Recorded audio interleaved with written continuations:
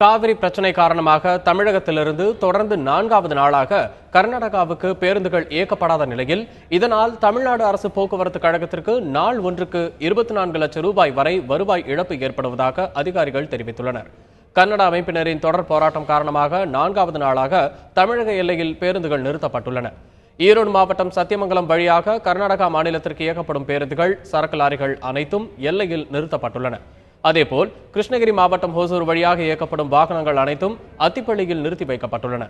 இதனால் எல்லையோரத்தில் வசிக்கும் பொதுமக்களின் இயல்பு வாழ்க்கை பாதிக்கப்பட்டுள்ளது. கர்நாடக மாநிலத்திற்கு சென்னையிலிருந்து 50 பேருந்துகளும் மற்ற நகரங்களிலிருந்து 150 பேருந்துகளும் தமிழ்நாடு அரசு போக்குவரத்து கழகத்தால் இயக்கப்படுகிறது. பேருந்துகள் இயங்காததால் தமிழ்நாடு அரசு போக்குவரத்து கழகத்திற்கு தினமும் 24 லட்சம் ரூபாய் வரை வருவாய் இழப்பு ஏற்படுவதாக அதிகாரிகள் தெரிவித்துள்ளனர். கன்னட அமைப்பினரின் போராட்டத்தை தொடர்ந்து தமிழக எல்லையில் பாதுகாப்பு பலப்படுத்தப்பட்டுள்ளது குறிப்பிடத்தக்கது.